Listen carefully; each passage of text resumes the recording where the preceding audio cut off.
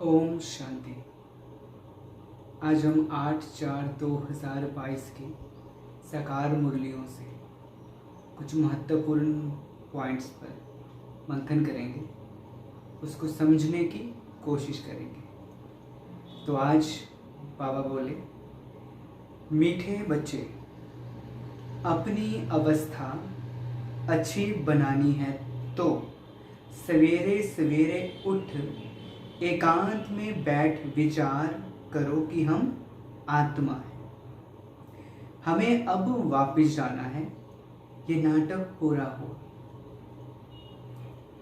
सुबह सुबह उठकर अपनी अवस्था अगर हमने अच्छी बनानी है तो सुबह उठना पड़ेगा। और आज तो बाबा ने 2 से 5 को ही सबसे बेस्ट टाइम बताया है, पर 2 से 5 हम एकदम से ना उठ जाएं।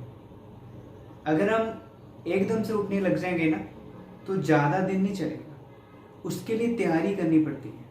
अगर कोई 4 बजे उठ रहा है तो पहले कुछ दिन 3:45 उठे लगातार, फिर उसको फिर 15 मिनट पीछे कर दे, 3:30 बजे उठे हफ्ता, फिर 3:15, फिर 3 बजे, फिर कुछ दिन 3 बजे तक ही उठे, फिर धीरे धीरे 3:45, फिर 2:30, फिर 2:15, फिर 2। ऐसे करते करते चाहे आपको 2 महीने लगे, एकदम से उठ जाओगे, जोश में उठोगे तो ज़्यादा देर नहीं चलता है। क्योंकि ये ज्ञान सिर्फ जोश का नहीं है, होश का भी है, स्थिरता का भी है। मैच्योर आत्मा उसको ही कहा जाता है जो समझ कर इस ज्ञान को चले, जोश में आके नहीं। जैसे कहते हैं ना, विकारों को जोश में आके जीता नहीं जा सकता, होश से संभल कर समझ कर अंडरस्टैंडिंग करके ही जीता जा सकता है। ऐसे ही अवस्था भी जोश में आके नहीं बनती कि कल तो मैं 8 घंटे योग करूंगा, नहीं। आगे प्रश्न में बाबा कहते हैं, पूरा पूरा बलि चढ़ने का अर्थ क्या है? पूरा पूरा बलि। उत्तर है, पूरा बलि चढ़ना माना बुद्धि का योग एक तरफ रहे, बच्चे आदि को देहधारी याद ना आए, देह का भान टूट जाए। ऐसा जो पूरा बलि चढ़ते हैं उन्हें 21 जन्मों का वर्षा बाप से मिलता है। जो 1-2 के नाम रूप में लट्टू होते हैं वह बाप का और अपना नाम बदनाम करते हैं। अब इस 21 जन्मों का वर्षा लेना है अगर, तो पूरा पूरा बलि चढ़ना है। पूरा पूरा बलि बाबा ने बताया है, बुद्धि का जो योग है सिर्फ शिव बाबा की तरफ लगे, हमारे अलौकिक माता पिता को फॉलो करने की तरफ लगे रहे। कोई भी बच्चे आदि देहधारी याद ना आए, क्योंकि अगर हम किसी देहधारी को याद करते हैं तो पुरानी स्मृतियां याद रहती है, मेरापन खींचने लग जाता है कि ये मेरा है, ये मेरी है। तो इसलिए बाबा कहते हैं, बाबा को याद करेंगे, बाबा का देह तो है नहीं, तो बाबा शांति का, पवित्रता का, प्रेम का, सुख का सागर है। तो उसको याद करने से वो सारी शक्तियां गुण हमारे अंदर आने लगती है। पर अगर हम देहधारी को याद करेंगे तो देहधारी में उसकी अपनी स्थिति भी होगी। वो अगर दुखी रहेगा, दुख में रहेगा, तो उसकी दुख की स्मृति, कह सकते हैं दुख को डाउनलोड कर लेंगे हम। इसलिए देहधारी को याद नहीं करना। और देहधारी की स्थिति भी कौन सी होगी पता ही नहीं है। इसलिए देहधारी विकारों की तरफ ही अगर अट्रैक्ट होगा तब हम उसकी फ्रिक्वेंसी में आ जाएंगे। इसलिए बाबा कहते हैं देहधारी को याद नहीं करना और किसी के नाम रूप में लट्टू नहीं होना। अब नाम में तो हम कम फंसते हैं, कह सकते हैं नाम में नहीं फंसते, रूप में जो फंस जाते हैं। कोई भाई बहन बहुत अच्छा लगने लग जाता है, उसका योग, उसका मंथन, उसका क्लास करवाना, उसका या फिर उसकी विशेषता, वो सेवा कितनी अच्छी वो आत्मा कर रही है, तो उसके ऊपर लट्टू हो जाना। लट्टू होने का मतलब है कि उसकी तारीफ करते रहना, उसके बिना सेंटर आना मुश्किल हो जाता है, वो आए तो बहुत अच्छा लगता है। किसी ब्राह्मण आत्मा में फंस जाना कि हम दोनों क्लास में इकट्ठे आएंगे, इकट्ठे जाएंगे, ये जो इकट्ठापन है ना, ये बहुत काम खराब करता है। ये पता ही नहीं चलता, इकट्ठे ही सैर करने जाएंगे, इकट्ठे ही मधुबन जाएंगे, इकट्ठे ही साथ में आएंगे, ये इतने फंस जाते हैं कि इसमें फिर बाद में अगर एक थोड़ा इग्नोर करने लग जाए, उसकी लाइफ में कोई प्रॉब्लम आ जाए तो मुश्किल, फिर उसकी याद आएगी वो क्यों नहीं आ रहा। इसलिए इस स्पिरिचुअल लाइन में अकेला चलना ही है, ये रास्ता 2 का नहीं है। अगर हम चाहते हैं हम सभी को साथ में लेके चले तो उसके लिए अकेला होना पड़ेगा। अकेले का मतलब ये नहीं कि सबसे दूर हो जाओ, अंदर से अकेला। मुझे किसी की जरूरत नहीं है, सभी को साथ में मैं तभी लेके चल सकता हूँ जब मैं खुद अकेला, क्योंकि मैं अकेला रहूंगा तभी बाबा के साथ रह पाऊंगा। अगर किसी देहधारी को भी पकड़ लोगे ना, बाबा भूल जाएगा, चाहे जितना मर्जी बड़ा महारथी क्यों ना हो। इसलिए कभी दादी को सैर करते हुए देखते ना, कोई उसका हाथ पकड़ता था, दादी कहते, दादी हाथ मारते थे, नहीं मतलब आत्मनिर्भरता खुद पर। हम क्यों किसी के ऊपर डिपेंड रहे कि वो लेके चले। हाँ, अगर है भी साथ में चलना भी हमें आना चाहिए, संगठन में चलना हमें आना चाहिए, पर फंसना किसी में नहीं कि वो अगर नहीं है तो मेरा पुरुषार्थ नहीं होगा, मुरली सुनने मजा नहीं आएगा। तो नाम रूप में बाबा कहते लट्टू हो जाते, नाम रूप में लट्टू हो जाते, इसे कहते हैं, फंस जाते उसमें। तो ये नहीं करना, ये बहुत बड़ी बीमारी है। अगला सेकंड प्रश्न है कि बाप सभी बच्चों पर कौन सी कृपा करते हैं। बाबा तो कहते हैं मैं कृपा करते ही नहीं हूं, तो बाबा आज क्या कह रहे हैं, कौड़ी से हीरे जैसा बनाने की कृपा बाप करते हैं ना, इससे बड़ी कृपा क्या होगी। पर कृपा क्या क्या कहते हैं, कर और पा, जो करेगा उसको ही बाबा की कृपा मिलेगी, उसको ही बाबा का साथ का अनुभव होगा। जो मुंह में फंसा रहेगा वो यही कहेगा कि बाबा तो हेल्प नहीं करते, बाबा तो हेल्प ही नहीं करते। अरे तुम्हारा मुंह में इतना फंस गए हो, बाबा की हेल्प भी आपको नजर नहीं आ रही है। भगवान सूक्ष्म है, उसकी हेल्प को समझने के लिए भी सूक्ष्म होना पड़ेगा। बाबा बिंदु है, उसके लिए बिंदु बनना पड़ेगा। अगर मैं खुद शरीर में हूं, देहधारियों में फंसा हूं, तो उसकी हेल्प को कहां महसूस कर पाऊंगा। इसलिए कहते हैं दुनिया को भूलना पड़ेगा अगर उसको याद करना है तो। और उसकी याद में पड़ गए, दुनिया ऑटोमेटिकली भूल जाती है, हम फंसते नहीं फिर दुनिया में। वो बाबा कहते हैं जो बच्चे कदम कदम पर राय लेते हैं, कुछ छिपाते नहीं है, उन पर स्वतः कृपा होती है। अब बाबा तो है नहीं, राय किससे ले। अगर बाबा के साथ टचिंग नहीं हो पाती, इतनी अवस्था नहीं है, तो किसी वैल्यूबल जिस पर आपको विश्वास है उनके साथ बात शेयर करो, उससे राय लो। जिसको लगता है राय मुझे सही दे देगा तो राय लो, नहीं तो सबसे बेस्ट है अमृत वेले, बिंदु बन के बैठ जाओ, बाबा खुद टचिंग करेगा। बाबा मुझे आज आपसे राय लेनी है, अवस्था ऐसी बन जाए, बाबा खुद टच करेगा, पता लगेगा सचमुच बाबा ने मुझे टच किया है। तो बाबा से ही राय।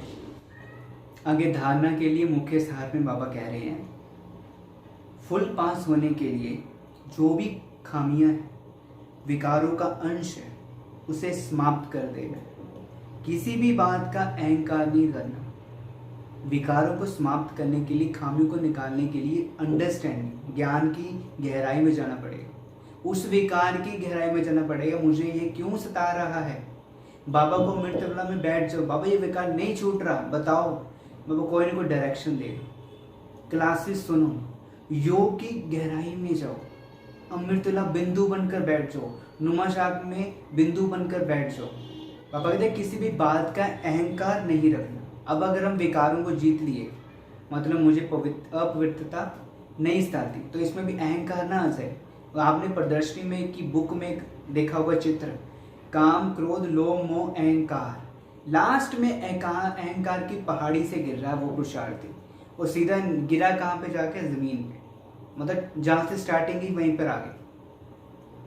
क्योंकि ज्ञान का भी अहंकार हो जाता है कि मेरे अंदर अब ब्रह्मचर्य की पावर बहुत आ चुकी है, मैं बहुत पवित्र हूँ, बहुत सालों से ज्ञान में हूँ, मुझे कोई पवित्रता सताती नहीं, मुझे कोई विकार सताता नहीं। ये अहंकार है, ऐसा कहना भी अहंकार है। उसी अगले दिन ही आ जाएगी माया। अगर किसी से डिस्कस करने लगे मेरा अमृतवेला बहुत अच्छा है, अगले दिन अमृतवेला होगा ही नहीं या मुश्किल हो जाएगी। ऐसा होता है ना।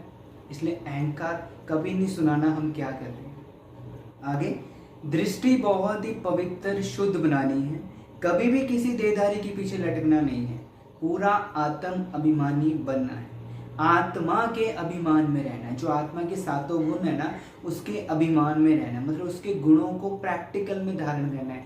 ज्ञान मेरे मुख से निकले, सिर्फ ज्ञान, ज्ञान युक्त श्रेष्ठ संस्कार।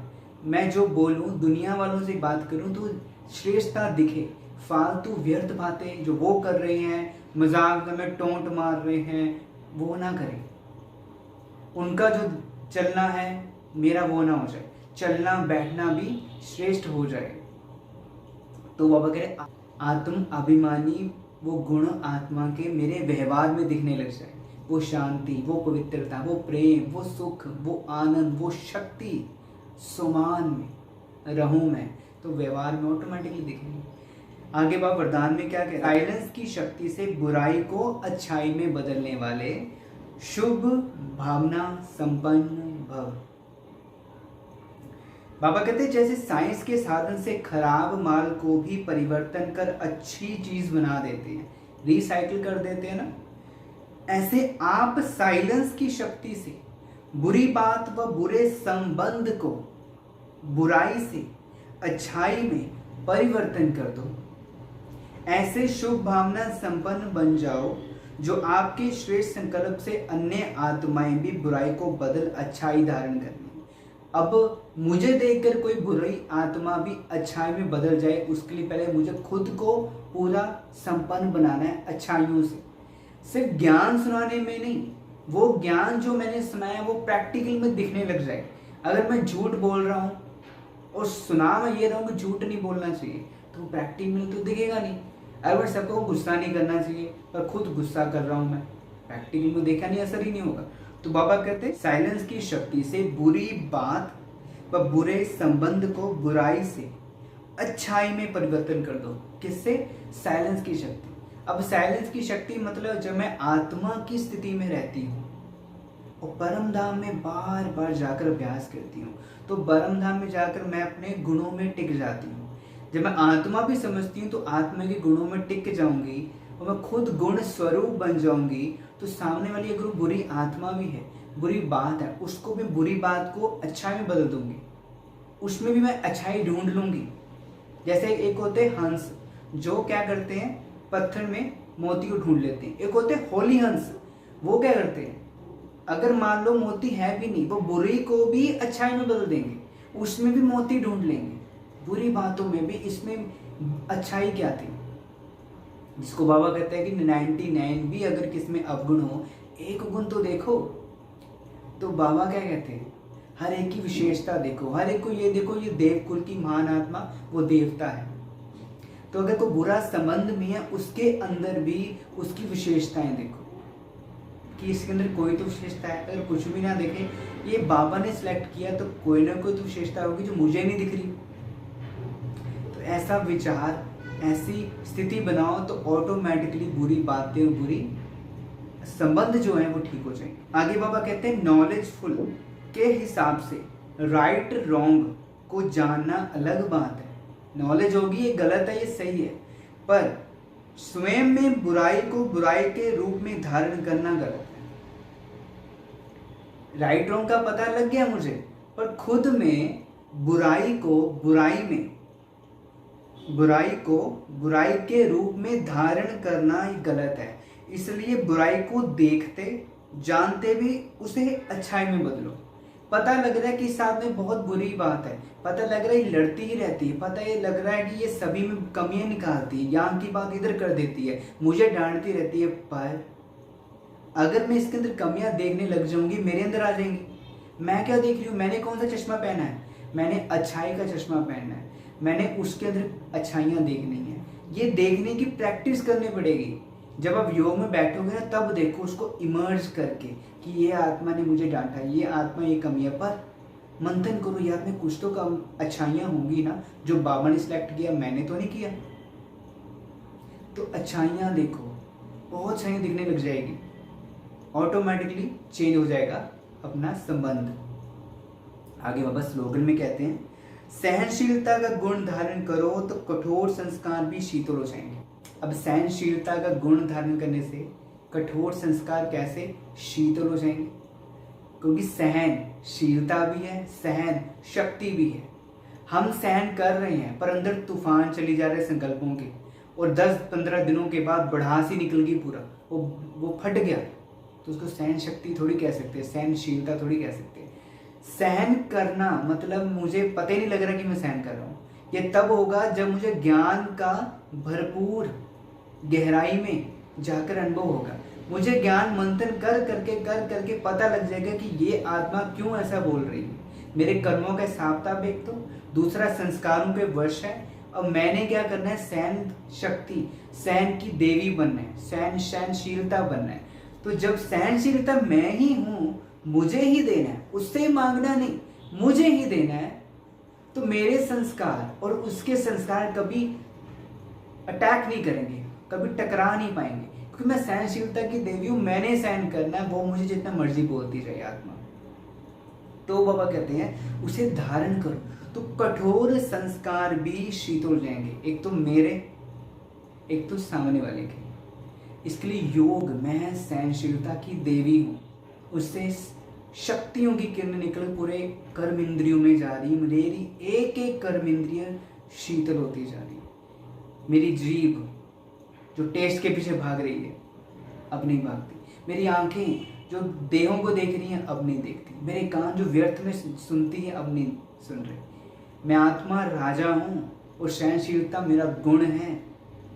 मेरे संस्कार अब दैवी स्वरूप के होने चाहिए, मैं देवता बनने जा रहा हूँ। ऐसे मंथन करो, तब संस्कार अच्छे बन जाएंगे, खुद के भी और दूसरों के भी। तो ये था हमारा आज का मंथन। ओम